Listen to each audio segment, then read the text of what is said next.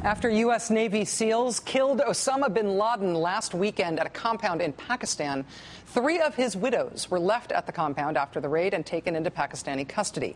NBC News now reports that U.S. intelligence officials will be given access to those women, or at the very least to the information that Pakistan has already gathered from them. The Pentagon on Saturday released some of what they took from the compound, videotape, some showing Osama bin Laden gray-bearded and weirdly hunched over under a blanket, watching himself on television while clutching a remote control. Other videos showing him with a freshly dyed black beard, rehearsing messages. All of the tapes had the audio removed.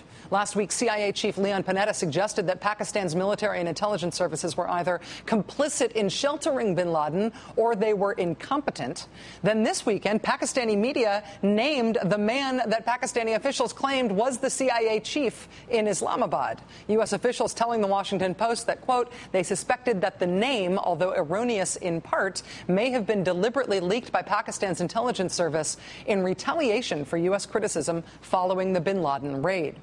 President Obama carefully downplayed his own criticism of Pakistan in his interview that aired on 60 Minutes last night, though he did leave open the possibility of Pakistani government complicity.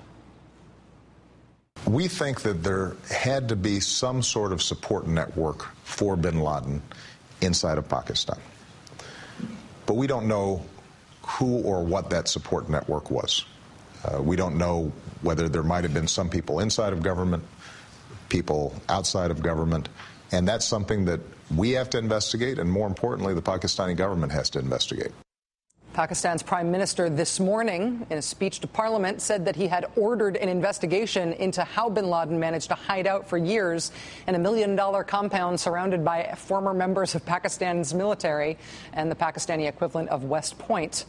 But he called allegations of Pakistani government complicity in sheltering Mr. bin Laden as, quote, absurd. Joining us now is NBC News terrorism analyst Evan Coleman. Evan, thanks very much for being here. Appreciate your time. Thank you very much. What do you think is the intelligence value of the 5 bin Laden tapes that were released by the government this weekend? Why release those? Well, I think the purpose of releasing this is to knock bin Laden down a notch, to show him as a bumbling idiot, basically, as opposed to this sophisticated terrorist leader meandering across the mountains with his loyal followers. The idea is that this is a human being. The problem, though, is that to really get that point across, you need the audio. If you want to show him bumbling through a speech and messing it up, you actually have to hear that. Because right now, all we have are a few images of bin Laden staring off to the side, to the left. It doesn't have that full impact.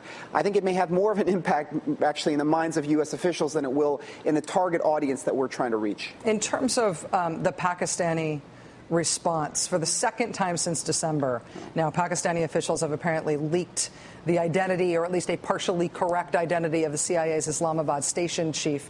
U.S. officials suspect both of these come from the Pakistani intelligence service. How does that sort of thing materially affect our collaborative work or our competitive work in some cases with Pakistan? Well, it's not going to help things, that's for sure. And I think that's kind of the question here is that the Pakistanis are accusing the United States of waging a war without their consent.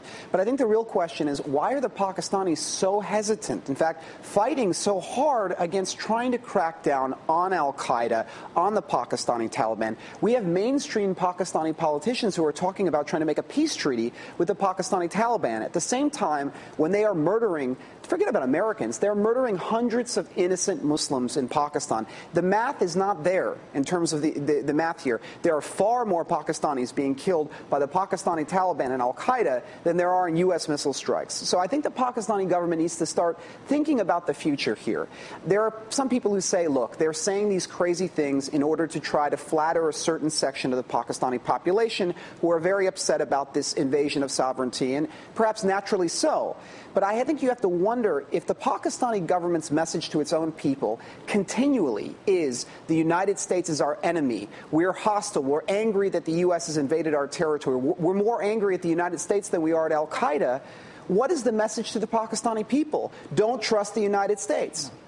In terms of what happens in al-Qaeda next, what is your understanding about what's likely to happen with the leadership vacuum there? Do you believe that Ayman al-Zawahiri is likely to step up from the number 2 position to number 1, or will there be competition for that spot? Well, I've said that this is not a democracy. If it was a democracy, I don't think it would be Dr. Ayman al-Zawahiri. But the way that leaders are chosen in al-Qaeda, it's very simple. There's a Shura Council. They're the top leaders of al-Qaeda who get together and say, you're the next one. And so far, for the last 5, 6, 7 years, there's been no doubt about who the next one is. It's Dr. Ayman al-Zawahiri. Does that mean he'll be an effective leader? Well, I don't know. And it will be as effective as bin Laden it was? Probably not. He's a petulant guy. He's not terribly well liked. He's not charismatic. He doesn't have that unifying image that bin Laden did. But there are very specific succession rules here. And I got to tell you, for the people that really know, most of us would be shocked to see anyone other than Zawahiri take that position. Couldn't be more delighted to hear it. I have to say, from everything that I've heard about him, it sounds like he'll have a lot of challenges, and the more he has, the better. Inshallah, God willing. Yeah. Evan Coleman, NBC News terrorism analyst. Thanks for your help. Thank you very much.